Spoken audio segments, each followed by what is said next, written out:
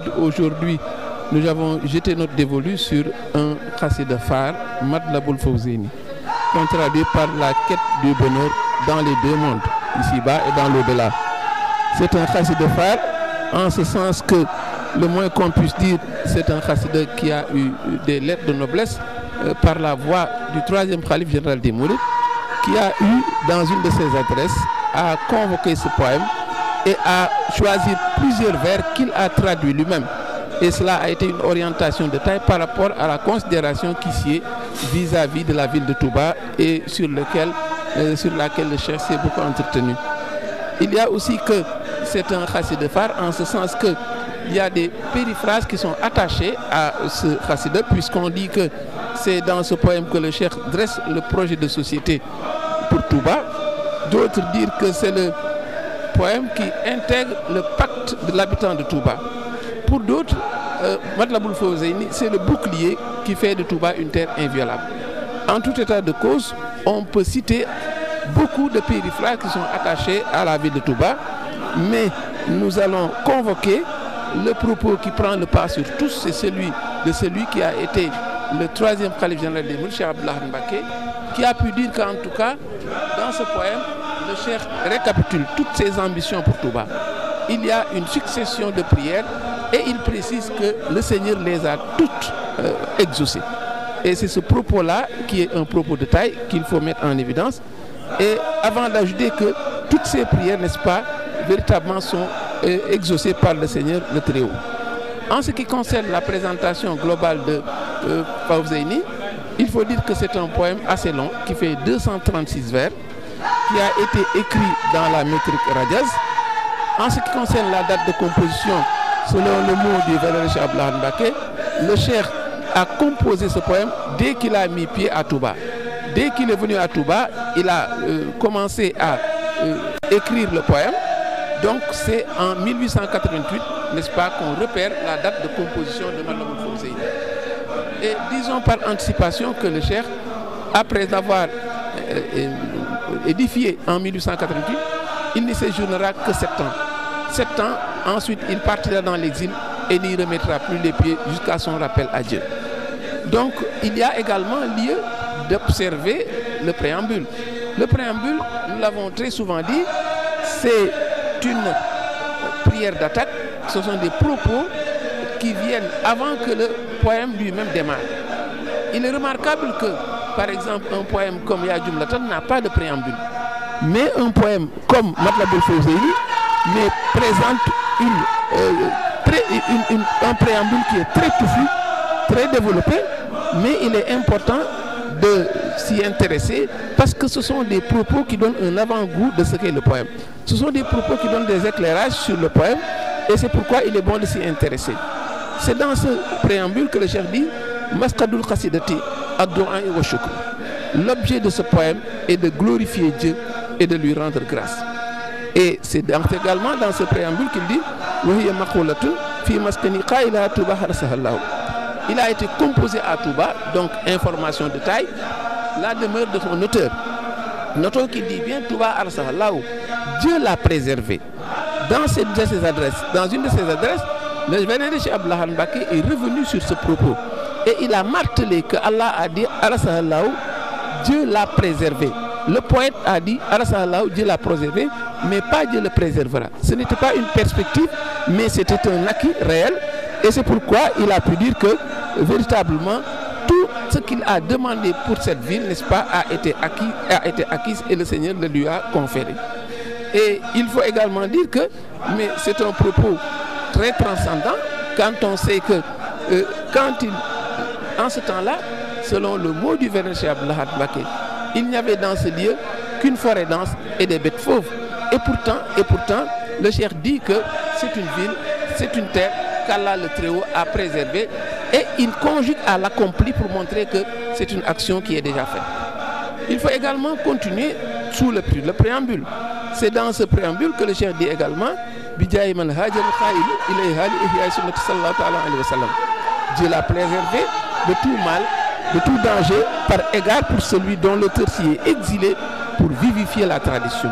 Déjà, une orientation de taille sur ce que doit être cette ville, quelle est l'orientation de cette ville, quel doit être le statut de la ville, mais c'est pour vivifier la tradition que le cheikh l'a édifiée. Et nous faisons l'économie de tout le reste du préambule qui est très long, et ce sont des prières, ce sont des propos qui rappellent, n'est-ce pas, les prières du vénéré Abraham quand il s'est installé à la Mecque. Et nous allons directement au premier vers. Le premier vers, nous l'avons dit, c'est une glorification d'Allah. Alhamdulillah al-Karim zilminan, al-astighali al-furudi wa sunan. Louange à Dieu le généreux et maître des bienfaits. Deuxième vers. Je lui rends grâce pour m'avoir conduit sur une terre où il a annihilé mes obstacles. Alors le deuxième vers est pour le moins déroutant. Quand on sait que le lieu où le cheikh se trouve, il parle d'obstacles qui ont été annihilés, alors qu'on sait qu'il est dans une forêt qui symbolise les obstacles. Il est également dans une terre où il y a des bêtes fauves, également autre obstacle. Mais pourtant, cela contraste avec son propos. C'est un poète qui exulte à la limite, qui montre, n'est-ce pas, qu'il est débarrassé de tout ce qui était contraignant pour lui. Mais la compréhension à ce niveau doit être double. D'une part, le cheikh montre une satisfaction majuscule d'avoir trouvé une terre où il pourra se consacrer à ce qui constitue l'injonction que tous les musulmans partagent. Ils ont été créés pour adorer Allah, et le cheikh, n'est-ce pas, est quelqu'un qui, dans son charisme, a pu drainer des foules au point qu'il ne pouvait plus se consacrer à ce qu'il voulait. Il a fait une longue pérégrination qu'il a fait quitter Mbacké Kadior. Il est arrivé à Mbacké Baol, il a quitté Mbacké Baol, il est installé à Darou Salam, et de Darou Salam, il va arriver à Touba, et Touba est une terre qu'Allah lui a désignée. C'est pourquoi quand il arrive, il exulte, montrant qu'il a eu ce qu'il voulait. Cette compréhension-là est également possible. Il y a une autre compréhension qui est très transcendante cette fois-ci. Cette compréhension consiste à se dire que quand le cheikh montre le Seigneur a annihilé tous ses obstacles, c'est un homme de Dieu, et Allah lui présente la photographie de ce que Touba sera. Et c'est ce qui explique sa satisfaction, c'est ce qui explique également qu'il rende grâce à Dieu. C'est également un autre élément qui vient conforter le fait que le cheikh, dès le départ, commence à rendre grâce à Dieu. Il y a aussi que, dans ce sens, c'est ainsi qu'ils vont comprendre que le cheikh est pu dire Banani al-Baqi, Bina al-Baqiya, le Seigneur m'a accordé un édifice qui se dressera jusqu'au paradis. Et là, il parlait de la mosquée. Et en ce temps-là, on ne savait même pas que des habitations en dur pouvaient être faites à Touba. Et c'est dans ce sens qu'il dit également Bin Mustafa, Liban al-Qudus, Madrasa, jusqu'à la fin. Le Seigneur m'a accordé un lieu, n'est-ce pas, de culture, un lieu de quête du savoir, et c'était l'université. Donc vous voyez qu'il y a un caractère visionnaire qui est déroutant pour ceux qui ne sont pas avertis, mais qui montre également l'envergure et le cadre, l'envergure spirituelle de celui qui parle. C'est pourquoi également, quand le cheikh rend grâce à Dieu, c'est ainsi également qu'il faut se comprendre. On va directement au vers 17, n'est-ce pas? Le vers 17, pourquoi le cheikh exulte? Parce qu'il considère que ce que le Seigneur lui a concédé, mais il fait une attrition telle, il est d'une humilité telle, il se considère comme quelqu'un qui est tellement indigent qu'il ne mérite même pas cela. Regardez ce qu'il dit de lui-même. Il dit que, au vers 17, les éloges des gens ont failli me faire tomber dans le piège de Satan. Au vers 22, il ajoute, j'ai été négligent. Au vers 25, il dit, je me plains de toi pour mes nombreux vices. Et le vers 23,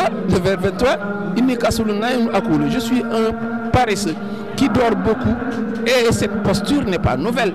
Et il faut faire une compréhension qui n'est pas superficielle. Quand le cheikh se dit Kasolun paresseux, Naïmoun quelqu'un qui dort beaucoup, mais il faut comprendre cela dans l'itinéraire spirituel des hommes de Dieu, qui ne voient que la distance qui leur sépare de la conjonction spirituelle. C'est une distance qui est tellement grande pour eux, au point qu'ils pensent qu'ils n'ont pas encore franchi l'espace qui doit être fait des hommes de Dieu dignes de ce nom. Et ces hommes de Dieu, on a l'habitude de les voir très pessimistes vis-à-vis de leur propre personne. Ce sont des gens, n'est-ce pas, qui, au plan spirituel, ont les yeux rivés sur la distance qui leur reste, mais ça ne veut pas dire qu'ils sont négligents, ça ne veut pas dire qu'ils sont paresseux, ça ne veut pas qui sont indigents, au contraire, mais ce sont les meilleurs des meilleurs. Ils sont primus inter pares. C'est pourquoi donc il faut le comprendre de cette manière et pas d'une autre manière. Voilà donc pour cette première adresse sur Fawzeyni. Nous reviendrons sur d'autres aspects parce que Fawzeyni réserve, n'est-ce pas, de nombreuses richesses que nous aurons à que nous présenter. Wassalamu alaikum wa rahmatullahi ta'ala wa barakatuh.